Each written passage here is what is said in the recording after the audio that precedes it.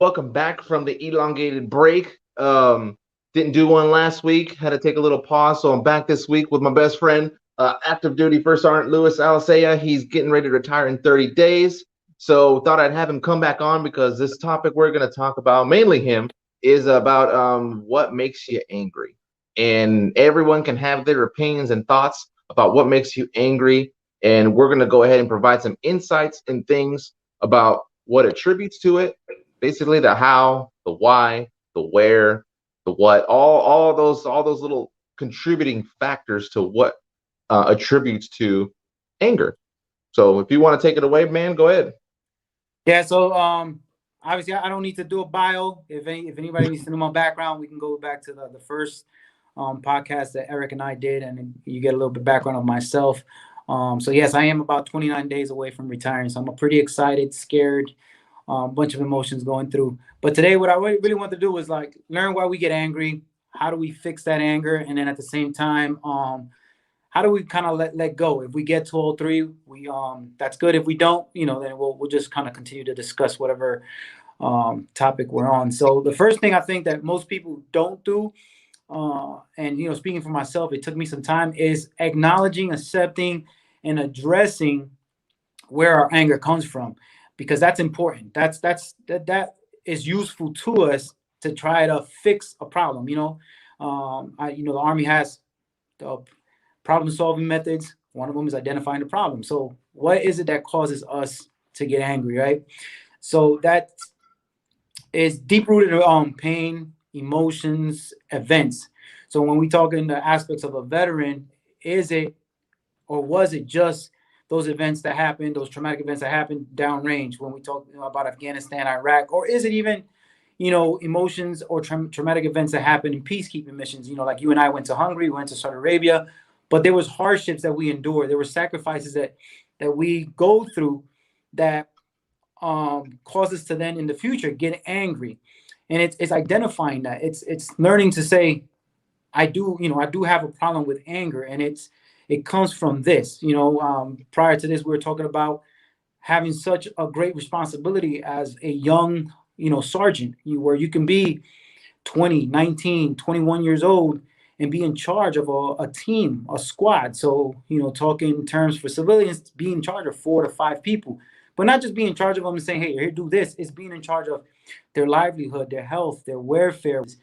And then we go forward and, take these young individuals, young-minded individuals, they have not matured enough. And we say, hey, now go to combat and be in charge of lives, where, for example, somebody in my situation right now, I have, a company size element of 105 individuals, and I have to put their life at risk before mine. It's just what comes inherently with the job.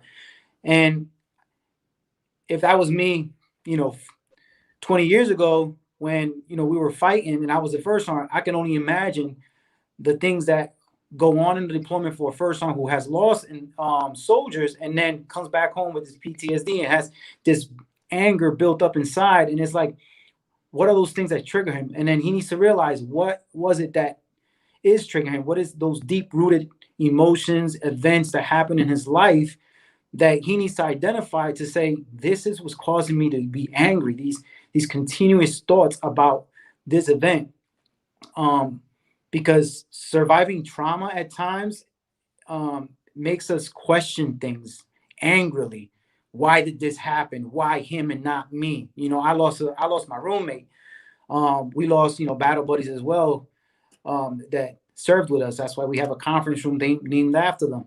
And it's like surviving trauma is what causes us to question a lot of things. And then, we question we question these things, but don't try to find out why are we questioning these things. And anger inherently is a coping mechanism for us. It is how some people tend to cope. However, my question is it healthy? Because sometimes we say, hey, let's cope with X, Y, and Z, but at times it's not healthy. Some people have unhealthy coping mechanisms. They turn to alcohol, they turn to drugs. Anger is another one. You just can't live in a state of anger, but there are people out there that do. And So what is it that it provides? What does anger provide to us when we use it as a coping mechanism? Energy, right? Because when we're downrange, we're soldiers, we're fighting. That is the norm. We have to be loud. We have to show those angry emotions. So first, we're in a foreign country. We don't speak the language. And with those nonverbal gestures of anger, people can listen to us. We come back home with that. So then when we react to a situation, whether it's in our relationships, our home, kids, there's a number of people with number of situations, we use that anger to fuel us. That is our energy system. And that's how it provides us, how we react to the reality of what's going on here at home, where it's unhealthy. It's not good for our well-being. And it starts creating chaos and problems within our relationship and just within ourselves, because now you may be driving and get road rage. And it was just because somebody cut you off. Yeah, and it's easier too. I mean, it's Right. easier to do that. It's super easy because you go with what a lot of the time, even people who haven't, and this is in general, people go with what they know. So if all you know is to show aggression, that's what you're gonna do because it's your muscle memory. It's your rubber band effect. Like, oh, angry, pow, let me hit you with it because that's how I get results and that's how I get answers and that's how I get things done is by show of force, aggression, and that's just because of the stuff that we were exposed to. Right. Shout, shove, shoot. Yeah. Hey, stop. Get out Yeah, of that. stop. Let's get back. And then we shoot. But that you have to show it in an angry motion where, let's say something as simple as some event happening in your home and you're thinking that same way, stop and let's get angry instead of like, hey, assess that situation and assess yourself and try not to bring that anger out. And I think that's something that we all face because I'm not speaking because this doesn't happen to me. I get angry and I have to learn what is that gets me angry. But it does create chaos. It creates problems in our lives, which is it's just not good for us to have. It's and it is a survival instinct. For veterans, for us that deployed, anger is that survival instinct. And sometimes I think the mentality is I have to react with anger because we have a mindset that we're still deployed. And for example, I kind of use this as an analogy. Maybe it fits for some people, maybe it doesn't. When you're getting shot at, you can probably see a muzzle flash. So that's something that's already getting you angry, but you can't see the bullet coming towards you. If it hits you, you get angry. If it doesn't hit you, you still get angry, right? Somebody talking to you can do the same thing. That person is that rifle. Their words are those bullets. So, and sometimes if it doesn't hit us, what we should do is one, if you're a spiritual person, thank your higher being. I just don't want to say God because I know everybody doesn't need to follow that particular religion. But I'm just saying, hey, pray something and then just let it go. You're alive. You can live to see another day instead of living in that state of anger. However, it happens to all of us. It has happened to myself where people say things and it's like, yo, you're attacking me. And if you're attacking me, I have to show aggression right back because I have to shoot, right? Sadly, I think in reality, unlike combat, sometimes we don't do PID, which is positive identification, right? We just Mm-hmm. react. I don't, for example, road rage. Somebody cut you off. Then another person. And it's like, do you really know what's happening? They may be rushing to the hospital. We don't know, but yet we don't got that positive identification of the real cause of that situation. But now we're angry. And like I said, it's just not healthy. And it is a survival instinct though.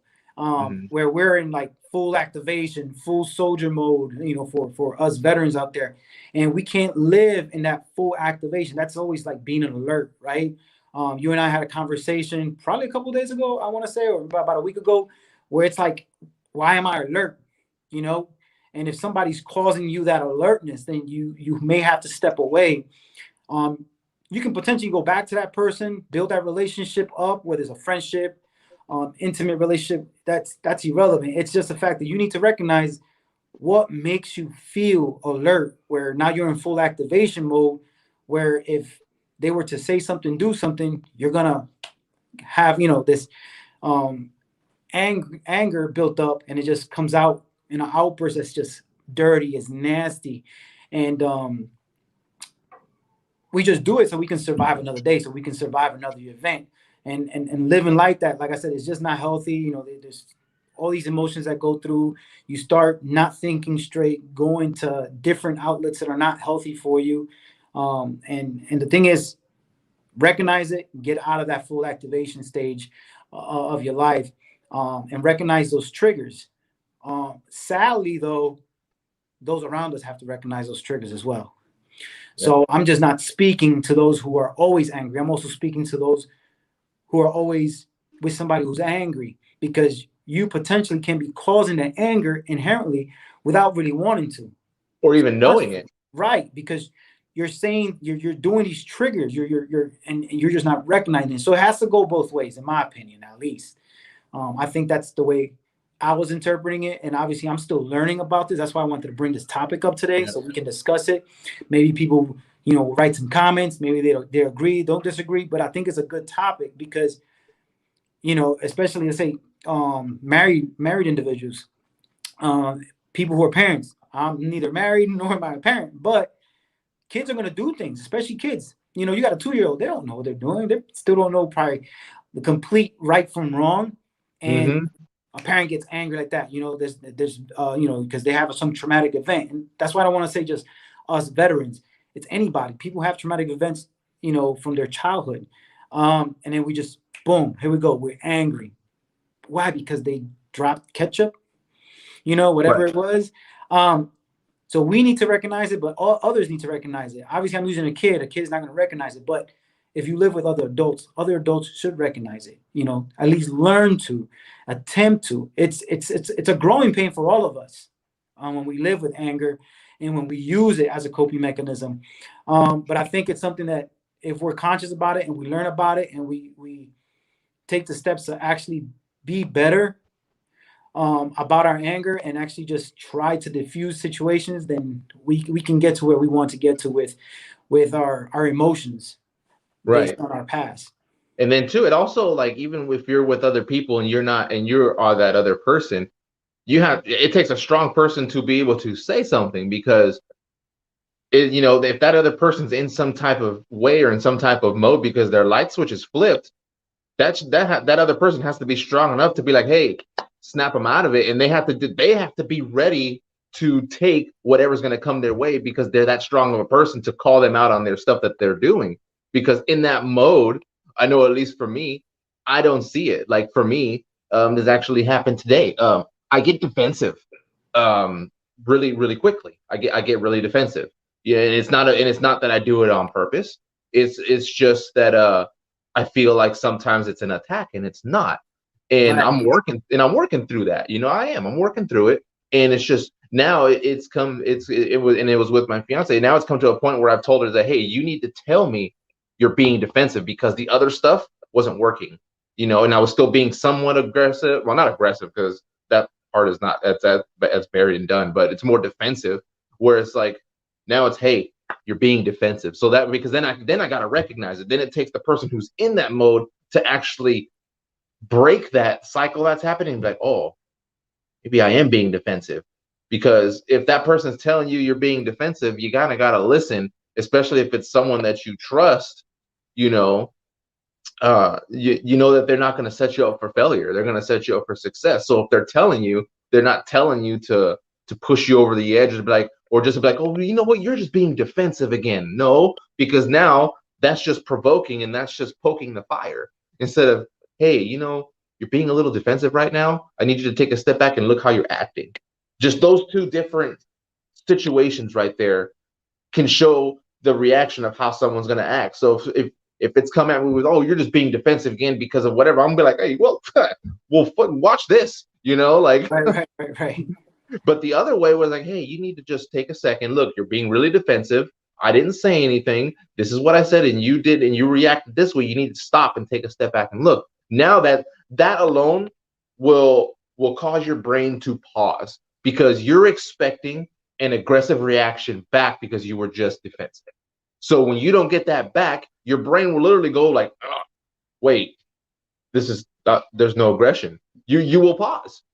And it'll happen, and then it'll force you to think about yourself. And I think with what's going on in society today, that's something that we can definitely use, because everybody's like, immediately goes into anger mode, and to react to something. That's their fuel. It's anger. I need to do this. I need to do this. Um, you know, they're reacting to a situation with the anger, and it's causing them to do things that are just not right. Let's just say that, right? Whether it's posting a tweet, a Facebook post, or just reacting to the situation there at hand. And it's just not, it's not good. But you do, especially like when you're talking to someone, let's say someone who is reserved, who doesn't necessarily get angry at the time because that's not how they were raised. You still have to show that emotion and express that hurt, express that pain, right? Because in our bodies, that anger doesn't go unnoticed. Just some people it doesn't come out as anger, but they are angry. They're just more reserved about it. But the anger needs to come out. It's just, how do we recognize it and how do we address it? Because in our bodies, it doesn't go unnoticed, right? And then the way we feel, our bodies don't know whether it's we're getting shot at or it was just somebody just said something that bothered us. So now we just want to react and get all crazy with how we react to the certain situations or somebody's certain words. And it just negatively impacts our overall well-being when we're talking about trying to heal. So with that is, how do we heal from the anger, and what is your path versus my path versus other people's path to in the process of healing, right? There's been plenty of examples of people seeking spiritual healing, right?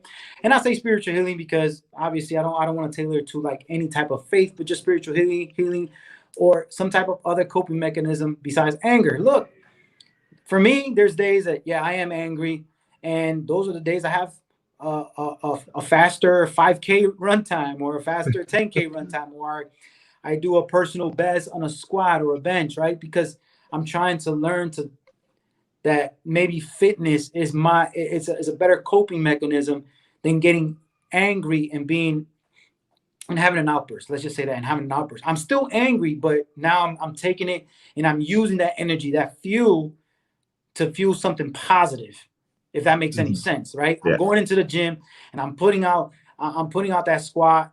I'm putting up a good deadlift. I'm putting up a good bench press, or I'm going to run, or that's the day I paint the most beautiful picture ever.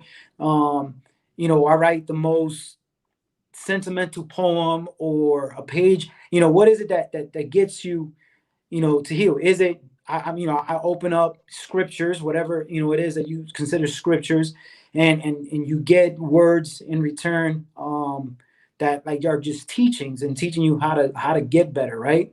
And use it, because you're gonna get angry. It's a human emotion, but how do you use it? How you use that anger as fuel for something positive, and not the outburst and the negativity that is usually the norm, right? Because it's the norm. It's you do it. I've done it. I continue to do it. It's a learning process. It's not something that's going to change overnight. But if we can recognize it and identify it and help those around us identify it and build those relationships together, saying, "Hey, look, you got to know I'm OCD and this angers me, right? So don't squeeze the toothpaste from the middle. Come on, like you can do that. That's not this hard task, because now it just angers me. It fuels me, right? Because somebody like, let's say somebody like ourselves who are veterans, right? And then in my opinion, not to knock other people's branch, being artillery, we were about very precise measurements, very precise numbers. That precision and standards of precision, standards of discipline is of utmost important, because we can kill somebody by making just a very minor error. 1 mil at 100 meters.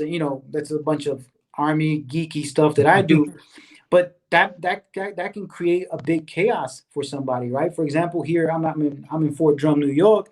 But you got JBLM. If artillerymen go out there and start doing things wrong, and not chasing the last meal and actually being precise about things and just do things angrily, there's going to be firing incidents, and you can potentially make big errors, right? So have that discipline and that precision in your life as well to say, whoa, let me step back a little bit, because when we do things with like and let anger fuel that's the main emotion that's fueling us, we're gonna be complacent, and then you're gonna say things that are nasty. We all do it, right? Because like you said, you just said it yourself. Oh, you're gonna come at me that way? Well, then I'm gonna come at you this way. And it becomes a tit for tat. It becomes kind of like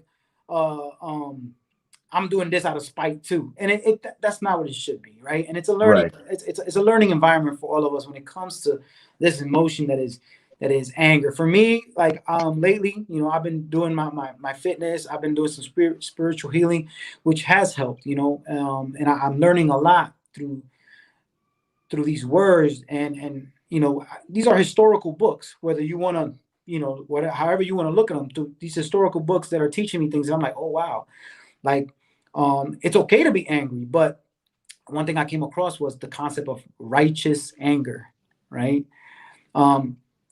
You are allowed to be angry at certain things in life, right? Because there are wrongdoings. People still do wrong in this world. We can use certain current events, right? People are getting shot for certain reasons, right?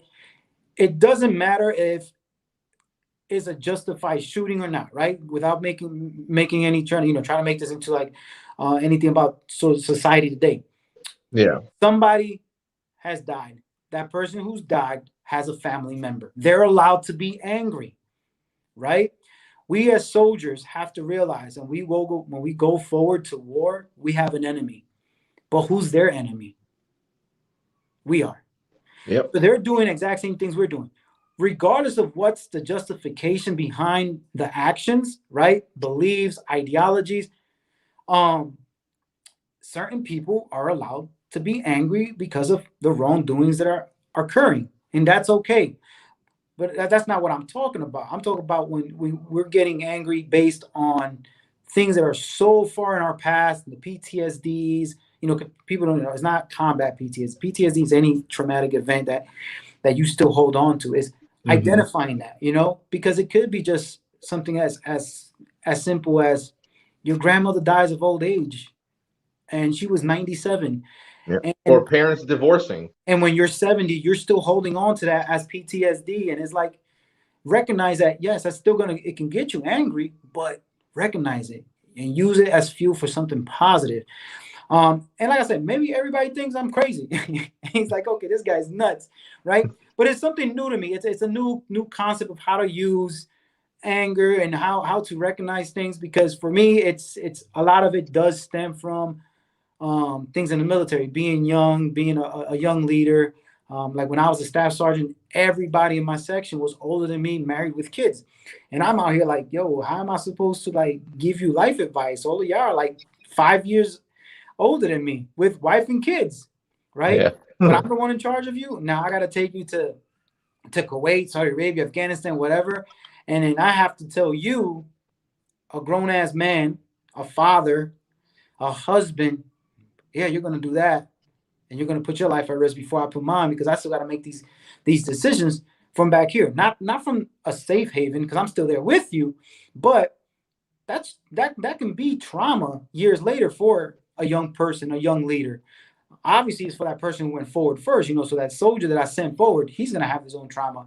But me as a leader, it is traumatic to think, and there's plenty of examples out there of these senior leaders who've kept dog tags, who've kept little baseball cards on their soldiers that passed away, and I'm like, yo, that's a box of trauma that you're literally keeping around, and that's okay, because I'll be the first one to tell you. I'll be a hypocrite if I tell you I don't have my things that I got a tattoo right here that is the date of one of my soldiers that passed away because he blamed himself for what happened to us, right? And that can be a constant reminder, and I can get angry about it. But that's why I'm also such an advocate about suicide awareness and reaching out to people, which I just posted the other day because a soldier reached out to understand that anger can drive somebody to suicide as well, because they're so angry at themselves. They blame themselves for what happened, that now they'll self-harming, whether that's through medications, recreational drugs, whatever you want to label it. That anger can drive them. That it's driving them. It's giving them that courage. It's giving them that fuel to go through this. That's, basically it's life changing. It's permanent. And Yeah. now the family members are also going to be angry. See how it goes? Like it's we have to learn how to like get better, because I see it all the time. We see it all the time. And I think one thing that I did as a leader that helped me was I try not to get angry. We all do, but when people were getting in trouble, hey, sit down. So you got a DUI. Sit down in my office. Let's talk. What happened? And start. What is those deep rooted things that are occurring in this young person's life that cause them to drink and get behind a wheel? Sometimes it is just as simple as stupidity, right? Just to keep it real. But sometimes it's not. Grandma just died. Mom just died from cancer. Things like that. Kid was already at the bar when he got the news, right? So now why not pound more drinks? Yep. And then I'm so sad, I forgot X, Y, and Z, and I left all reasoning behind. I'm gonna get behind the wheel. They're not He's thinking angry. about it. He's driving angry, but it's like, let's take those steps back. It's funny, and like I said, I'm not trying to make this into like me being this huge religious follower and whatnot, but there's a scripture, and I'm not going to mention where it comes from, but it literally says, in your anger, do not sin. And that's powerful. I mean, Yeah. you know what I'm saying? Like, you're Yeah. looking at me like, oh, wow. That was a deep one. That was Right. like, it was just like, pow. And it was like, whoa. Right. So it says, in your anger, do not sin. I can text you where it comes from later on if you want to continue to read the chapters, because further along, it also says when we are angered, we must not harbor the anger, but seek to forgive. So now hold on to it. Let's forgive, right? Because first of all, people like ourselves, if we don't forgive, we're going to hold every Muslim accountable for what's happening in the Middle East, even though there was people out there that were treating us like kings. Yeah. There was people out there trying to feed me because I was hungry. Yep. Giving me water because they saw that I'm parched. Lips all dry, and but I can have anger towards everything that went on and say, screw these people. But that's not how to live. So that's why, like I say, if you want to read it later on, I can tell you where it comes from. But that all comes from the same book in Scripture. It says, if you're in your anger, do not sin. But then it also says, when we are angered, we must not harbor the anger, but forgive. Seek to forgive.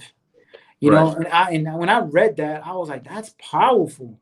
That was powerful to me, because I was like, wow, how many of us have not forgiven somebody or an event? Yeah. I'm not saying forget. Saying forgive. Yeah, no, yeah. People always, but I'm never going to forget. That's not what I'm saying. Yeah. What I'm saying is forgive, because forgiveness is not for you. It's for me. You know what I'm saying? And living all this time, just being angry and angry and angry and angry, you're gonna be bound to do something dumb, which is, what we say sin, right? You're gonna, and that's when I mentioned that just to say sin is something that's not good, something that's not right. And that's what I want people to get from that particular. It's not that I'm saying you need to be spiritual, so do not sin. I'm just saying, in a state of anger, and that's in that full activation state, which I mentioned earlier, where we're just going and have this outburst, let's not do something stupid. Yeah. Right? Let's think about it, because that is that energy that causes us to do something. So that's what I'm saying. Turn that energy for something positive. Put your earbuds on and go run, right? You may end up liking it. Because if you're in a constant state of full activation, constant state of anger, and now you're saying, well, every time I get angry, I'm just going to go run. What happens is all of a sudden, it is second nature to you that every time you get angry, you go on a run. Your heart becomes stronger. You're probably freeing your mind on the road, hitting the pavement, right? And I'm using fitness just because that's who I am. I like to exercise, right? But it's a healthy outlet, right? Maybe pounds start getting away because now, out of anger, you just make bad decisions just to eat McDonald's every day. But now you're like, you're fueling it for something better. Yeah. You're saying, oh, and I'm getting healthier, and it's all around um using anger because we're gonna get angry, but let's learn how to use it for something positive, right? Right. Step And back, step away. I watched the thing too, and it made sense. It was I don't know where he was from, but he had like the whole like monk, India, Buddha type thing, old guy, long Right. beard, and he made sense. He was talking to people, and he was like, if you can choose to be happy or angry, what would you be? And everyone was like, oh, well, happy, right? And then he's like, well, then why do you get angry? And then automatically people started justifying why they were getting angry. And he was like, no, he's like, look, you're choosing to be angry.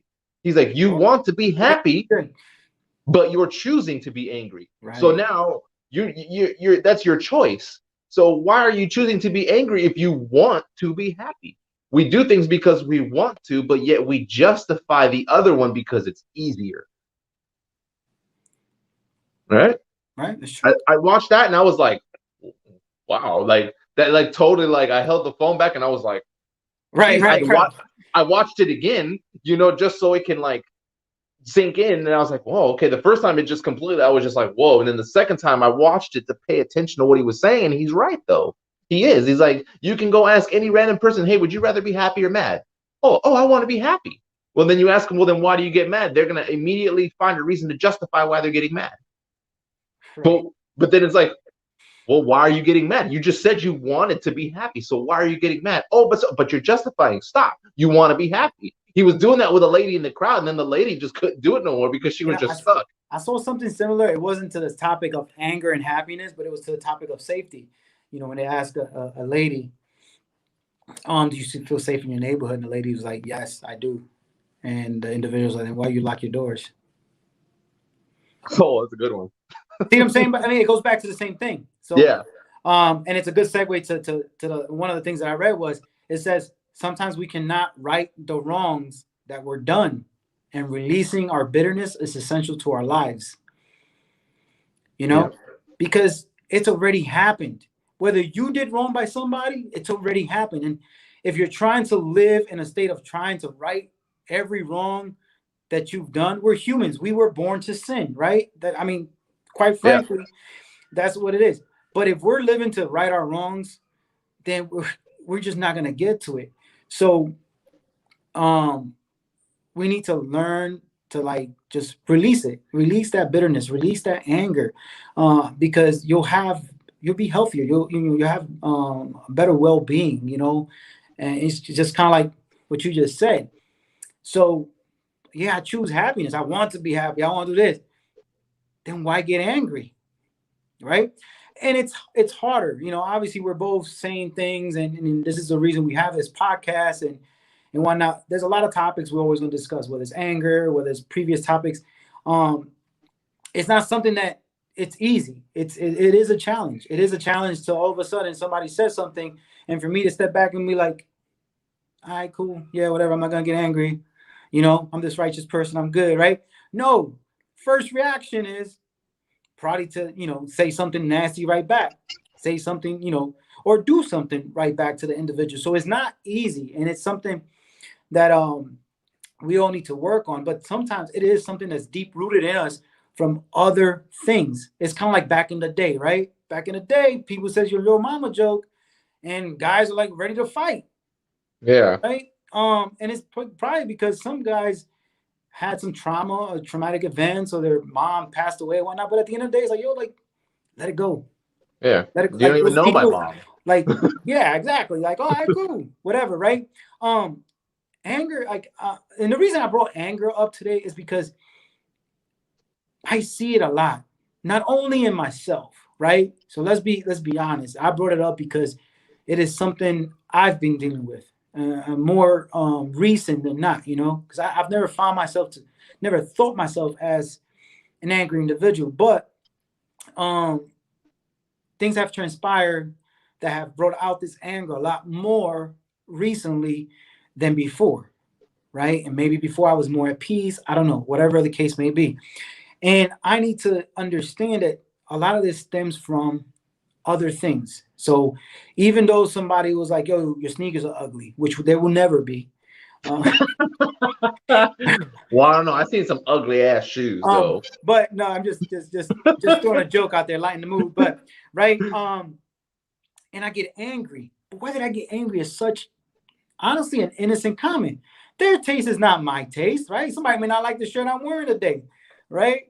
But it's I may get angry, but why? Maybe it's a trigger by somebody saying something that's ugly, not necessarily the shoe. The word ugly in itself may have been the trigger, because to me, ugly is associated with one of my past traumas, whether that's childhood, whether that's in high school, whether it's combat, whether it's not, some life event where I have to recognize that maybe when somebody says something's ugly, just laugh it off and then get angry at the barbell and go out there and push some weight. Where now I aesthetically look better. I feel better. I'm healthier, right? And that's pretty much what I wanted to get after today is to look, we have to learn, one, what gets us angry, two, how to fix our own anger, and those who are around us to also learn what gets us angry, right? What are those triggers? And it's not easy for anybody. It's not easy for you to tell somebody this is what triggers me, because sometimes what triggers us is something very sensitive to us that sometimes we haven't even figured it out yet, right? And it has caused breakups. It has caused divorces. It has caused people to lose touch with their children because we live in this state of anger, which, I kind of call it that full activation state. I don't want to say anger. It's kind of like I'm always alert. I'm ready to go. I'm ready to go, Sergeant. Let's go. Let's hit this. It's like, bro, like relax. It's not you can relax, right? But I'm gonna tell you, I'm the first one that's scared. Like like anger is we're combat arms people. That's what drives us. Like, boom, let's get it, right? Get in. What do you? Let me see your war face. You've seen that in movies. You see, war face. That's anger, right? So you mean to tell me, wow, what is that? What is that movie about the World War II medic? I think I know. Is it Saving Private Ryan? No. It's the dude's a medic, right? And he saves a lot of lives. He didn't use a firearm at all. But he doesn't use a fire. I was like, so what does somebody like that individual have in their heart and their mind that they couldn't be angry enough to pick up a gun in World War II? I mean, think about that. That's powerful. I'm in one of the worst wars in the world, right? In our history. And this guy saved lives. I think he was Hacksaw Ridge. Ray Sigmund said it right there. Hacksaw Ridge. You see what I'm saying? Like, I'm like, yo, did you ever get angry? Because I'm telling you one thing, Luis Alicea, hey, I'm picking up a rifle and I'm tearing it up. Probably never picked up a rifle in my life, but I'm shooting blindly, right? Yep. And that's me knowing me. That's what I would do. But this guy didn't do it. And to me, it's like, somebody probably be like, yo, does this guy get angry? Maybe in that aspect, he didn't get angry. Maybe other things getting angry that doesn't get us, doesn't get us angry, right? But to me, those are the events that sometimes we have to look at people's lives like that, right? Read into that guy's life and say, what was his cause? And I know I read it a couple years back, but I got bad memory. I don't remember everything I read. Where maybe he had the courage and the true strength to really face his anger, his demons, these emotions where he's like, I'm not doing this. I'm saving lives, so I'm not taking lives, right? And maybe he had that actual real strength to say, I'm not going to get angry. Does that make sense? Right? Yeah. I'm just asking because we're just talking today. We're not saying that we're right or we're wrong. I hope nobody like trying to, kind of like perceives that. Like I don't, what I'm saying, I'm spitballing a lot of this stuff. I wrote a couple notes, but they're all questions. But to me, sometimes it does take real strength to identify with ourselves what's wrong with us, in our vulnerabilities. And I think what we need to do is when we get angry is kind of like look ourselves in the mirror and kind of step back and use that that energy that anger gives us for something positive, and maybe the guy was angry, right? But his anger drove him to save more lives than to take lives. Yeah. Right. And I'm like I said, I'm speculating. I don't know. Yeah. I wasn't alive in World War II. Yeah. No, I mean, it seems about right. I mean, it's just because that's to not pick up a weapon, and then to just be like, nope, I'm here to heal. Don't shoot me. And I think that was seen more of I almost want to say like a neutral ground kind of, because it's like, hey, why are you going to shoot me if I'm not shooting you? I think he was trying to say that as well. It's like, I'm not trying to kill you. So why are you trying to kill me? I'm just trying to help this guy. So, and I think that was more of like okay, you know what? His hands off of him because he's not trying to kill me. So, and if you think of just like general, like there will be that, I think there will be that pause of like, okay, well, you know what? He ain't trying to kill me. He's trying to help this guy. He doesn't even have a weapon on him, like, and if he wanted to kill me, he could have already, but he didn't, Right. So, but, like I said, I just, I know that we talked about that, if there's a podcast coming up or somebody cancels things like that you and I can just come on here and talk about topics. I encourage people out there that if there's a topic maybe you want to see me and Eric discuss, throw it out there. I'm willing to sometimes do research. I like doing research on certain things, especially if it deals with something that is that we can tailor to everybody. So the veteran community plus the civilian side of the house. And why I say that is because nothing lasts forever. Like I myself am retiring, and August 1st, I become Luis Alicea. I hold first on retired or whatever. That's minute. That's just a little block in a signature block if I even want it, right? Where whatever we do in our lives, it's we carry that on forever. You can be a 20-year, 30-year veteran of the education system, right? They still get angry. Yep. They still, if we want to talk about sadness, loneliness, depression, anxiety, there's a bunch of stuff out there, pain, happiness, everybody goes through all these things, and it doesn't have to be emotions only, right? It can be any type of topics, but I just wanted to bring that one up because that was something I just like recently was going through and reading a lot about to try to fix some of my own, I guess, anger issues, right? And I thought it was a good topic to just bring up and see, what kind of like feedback I get from you, and then probably get from from others as well. No, yeah, it's a good topic, and something like this is always good. Like even just a couple of the comments up here. One from Rachel, she had wrote, you also look at the body language, listen to the tone of voice and the calmness, but you have to hold the space for the person until they can see that they don't need to react. I think she does that really well with me.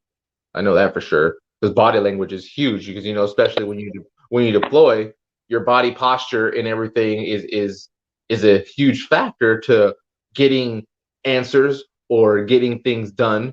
It's the way you do it, and having the different type of weapon and the posture you have will influence that person when you're deployed to actually comply, or you get a little more again aggressive, and that's the language. You're being angry just non-verbally. Yeah, basically, nonverbal aggression. Yeah, it's just nonverbal aggression, which is anger. So yeah, I get that. That's good. That's good feedback. Yeah, so that was one that she wrote on there. I think that was one of the main ones on there was that, especially because I know, even to touch on body language a little more, body language is huge. It's even in like regular civilian jobs too, because you can tell like I like to people watch, because especially being deployed, and especially when you do private security detail like I did in my last tour, you're a people watcher. You watch people. It's what we did. It's what my squad did. So we're sitting there and you watch people. So like when I go out to places, I people watch, and I watch the people that are working. You can tell who doesn't like who. You can tell who's the boss. You can tell who's having a bad day. You can tell where the clique is. You can tell who are friends and who are not friends. Like you can see these things. And if someone's having like a bad day, especially if you're at like a restaurant, because we know, being a waitress or a waiter, their jobs are hellacious. They have to be able to keep that smiley face on, even though they're having a bad day. But sometimes if you just drop them a little bit of niceness or like a little bit of, hey, you know what, you did a great job today. Hey, You we know, at used to least do with that in me, you Texas did. Roadhouse. We Yeah, used to do we that in did that Texas all the Roadhouse in time. Fayetteville. And here's an example. Remember when we were at Texas Row House and we were getting money together, and the waiter she was just mean, and a dime fell out of my wallet, Oh, and yes, she yes. was like, "So you're gonna tip me a dime?" Yes, And I then you do. were like, "Well, guess what? We fucking are now because of your attitude." And we left the dime and we left. Perfect example of now. I shouldn't have said that because anger drove that one. But then again, she was angry as well because it was an innocent mistake. You know, that was our spot, and we're trying to take some cash out. 10 cents fell out, and she perceived it to be her tip, which got her angry, which caused the domino effect of me being angry. And we're like, okay, Yeah, then, honest, you probably deserve 2 cents. yeah, and the But dime stayed there, right, but right. it legitimately popped out. Like I didn't grab it; it legitimately fell out, and it like did the whole Well, bounce I and mean, everything. and since you're using waiters and waitresses, some of them have some of the worst nonverbal actions ever. You know, they slamming your drinks down. Mm-hmm. They're That you know they're terrible. not They'd be like, enthusiastic because something in their life that day, right, angered them, and now they're that fuel, which I tell you, anger is a fuel, right? It's fueling them to just be nasty with everybody else, and now you just ruin somebody's anniversary dinner, somebody's happy birthday dinner, right? Where if you can learn what caused that aggression or that nonverbal aggression, right? Anger, you can probably say, I need to step back today a little bit, have some real courage and strength and say, I know what's getting me angry. I'm gonna take that out later on a book or whatever. But right now, at this moment, I have to, be cordial with these individuals who I'm serving because they're here for yep, whatever reason. Some people maybe trying to reconcile a relationship, and all of a sudden you're angry. Now your anger feeds into their anger because they're already angry because they're there trying to discuss probably an important topic, or you just ruin a kid's, 10-year-old birthday. He's very mm-hmm. excited to be at Texas Roadhouse and see them line dance. I don't know, right? Because that's what happened when we were there. Yeah, But you're right. I did not mention that, but yes, body language it is a form to show anger, which is you don't have to say anything. You can just be angry, sitting there with motionless and not saying anything. People will be like, "Oh, yeah, he's angry."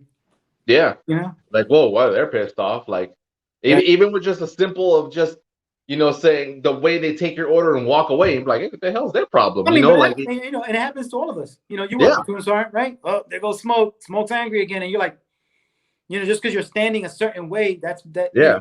And sometimes you may not be, but body language does, speak volumes on people. Hands crossed, right? And you're just like this, I'm breathing notorious for heavy. that. I'll do this, and it's like I'm very like this is like it's a and I read going through psychology classes. This is a defensive stance in a I'm face. defensive posture. My face You says it know, all. and I sit there and I'll do this, and sometimes I'm literally just comfortable like this. But as I was Oh no, going you're through angry. school, yeah, like I'll be sitting there and I'll be just be like, but what am I guarding? What am I? And it goes deeper, and that's subconscious stuff where I'm guarded. I'm being defensive for things that I'm maybe just in my mind where I go like this to where this is where I'm comfortable because I'm shielding myself.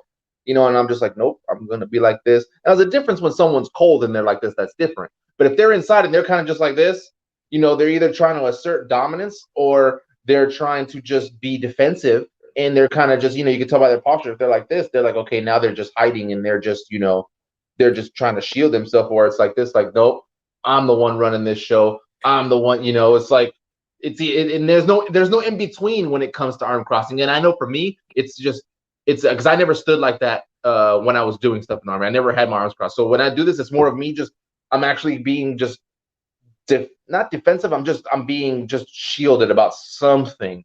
In And I northern New don't, York, we do it to keep our hands warm because it yeah, was just like snowing that. 2 days ago. Yeah. So yeah, and that's But what no, I'll do. it's And it's right. you could Body tell language though. is body language is very real, and body language can show emotions such as anger. So Rachel was right in her comment. Yeah, and she writes there too. It's it puts off an energy, and you pick it up. People will say, "Well, I don't feel energy." Yeah, you do because that's body language. Body Right. language pushes out Because people look energy. at energy, and that's why I kind of say, I wanted to bring up the topic of anger because anger is fuel. It is a form of energy, and people like, you know, people just at times, obviously I'm speculating, but there are some of us, I like to say us, not I, not you, but us, that really think that energy is always that positive thing. So what I'm saying is anger is a form of negative energy. However, what I'm saying is learn to recognize what gets you angry, to learn how to use that negative energy and turn it into a positive. Because initially everybody gets angry. So there's something in all of us that makes us angry, and it fuels us to do something. So it is energy, where people sometimes it's like, oh, how can anger be? It is energy. It is energy. It is a form of negative energy. Because I'm gonna tell you one thing: it's gonna take you a lot of energy to say some nasty stuff to somebody you love, right? Yep. And again, we can't right all our wrongs. We can't right all our wrongs. So how can we turn it and identify what gets us angry to possibly, you'll still be angry. I'm not saying you're not going to be angry, but now you're not going to do the outburst. And what you're going to do is, let me turn this into something positive. Go for a run. Go write some poetry. Go draw. Go dancing in your room. I don't know. Go play games. Just don't go play Call of Duty. Play NBA, 2K or something. Something a little bit more positive, right? Don't feed into it. Again, you can't feed into it, right? And then come back and readdress whatever it is that was getting you angry, whether it's within yourself or whether with somebody else, right? Because it's just not good energy, being angry, or like I said earlier, again, being in that activation mode, for soldiers, it's just not fun. Always being that alert. It's kind of like, when do you get to relax? When do you get to enjoy and actually have that positive energy to be okay in life, and not use those traumatic events that happen in your life to fuel you in such a negative way that now it's controlling you, and you live in this state of full activation every day. And you're waking up angry, you're going to sleep angry, you're eating angry. Who eats angry? Right? Like, I enjoy food. Give me some pizza and some chicken wings and a football game. But there's people out there that are probably still angry, eating and enjoying what they're enjoying in a state of anger. Right. That's why I said it's a choice. And you said it, like, do you want to be happy? You want to be angry? So it is a choice, but it's also a choice for us to want to recognize these things. And it's something that I'm learning. It's something new to me as well, where I'm like, Louis, hey, like, maybe this is not good for you. And we actually had that private conversation. I think it was about a week ago when we spoke, or even sooner than that. But I think our last two conversations have been something about how anger and these negative emotions cause X, Y, and Z, and you're just like, look, that's just not good for you. And we had that conversation. Maybe it is, for everybody out there, maybe it is for you to find somebody that you call. And I'm not sure if Derek is watching this, but for me, it's either Derek or Erik. Derek, which are, two guys that I've, Erik and I, we both were pretty much soldiers at the same time. And Derek was senior to us. So he was the guy in charge of me. So he's always been kind of like that elderly voice for people like me. He's probably going to be like, I'm not old, right? Out there. But, reach out to somebody that on days that you're angry, hopefully they're not angry, so you can reach out to them and help you out. Because I know that we've both done it for each other. Erik in the past has been in a state of full activation, and he's like, bro, we need to talk. I'm like, let's get it. What we talk about. And then I kind of try to do my best to put him in a better state of mind at the time. I'm not no therapist, but I try my best. And he's been there for me, as well as Derek's been there for me. So sometimes, find those individuals. I also, everybody knows, if you know Luis Alicea, that my mom is probably my number one person. She's probably the sweetest person in the world that I know. But she does get angry too, people. But what I'm saying is, find somebody that's, is going to help you out, tackle this emotion that is anger, and any other emotion that you're going through. And if it is happiness, then share it with them too, so they can know she'll be in a state of joy with you. Because sometimes just doing things alone is just not fun. So have friends and those close people to share with and get out of this full activation state. Right. And I think that's like a perfect place to just cap it off, to just, find people to be around that'll help you, one or two. I'd rather have one or two versus 20. And then I pose the question too that I'll leave it with is, if you want to be happy or mad, and you say you want to be happy, then why are you getting mad if you're choosing to want to be happy? That's the question I'm going to leave with the group who watches this on the replay. And don't justify your anger. Just which one do you want to be? And if you want to be happy, then do things to be happy. But if you want to be mad, know you're choosing to be mad and you're choosing reasons to be mad. So don't try to give reasons.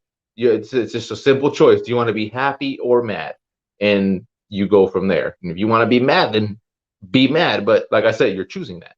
And if you want to be happy, but don't go, oh, I want to be happy, but this, no, because now you're not happy no more. You just switched over to mad. Well, so once you say but, yeah, exactly. You can negate everything else, right? It's kind of like when I tell people, don't be like, well, I should be happy. Because like it's kind of like what I tell people, should is a very dangerous word because you either are or you're not. So, like Erik says, just choose happiness. And when you get angry, and I hope the lesson is, recognize it, recognize those things that trigger you, let go of it, and seek to forgive and move forward with joy in your heart and be better. Nice. Perfect. Well, I appreciate it, man. Thanks for coming on. I appreciate everyone for looking. Stay tuned for the next week because I have a pretty successful female marine entrepreneur coming on. So she's done a lot of stuff outside of the Marines. So that'll be a good one to check out next week. It'll be at 12 o'clock Pacific Standard Time on Thursday. So stay tuned for that one. And again, bro, thanks for coming on. Kind of pulled me out of a pinch. I did the dodo of just mixing up stuff, and I was like, well, he did say if he can do it, and I was like, hey, man, I need some help. So I got all the time right now. I got all the time. Yeah, he retired. You ain't got no job. It's like Friday. You ain't got no job, so just fitness and homework.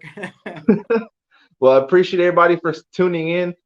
Stay tuned for next week, and if you have anything you want us to talk about, we can do this more regularly. Drop a comment, send me a message into my message on my message box under Erik Castillo or under Warrior Mindset and Motivation. You can send a message there. I'll pull it up. I'll bring it up with Mr. Man over here, and then we'll schedule a time and we'll talk about it. But if you bring up the comment, your ass better freaking show up and watch. Damn it, See, I displayed aggressiveness. Sorry. Make it worthwhile for us. Make it worthwhile. It'll be fun. See, I just used aggression to prove an example of everything we just talked about in case you missed it. I chose that. So there we go. I appreciate everybody. Thanks for tuning in and see you guys next week.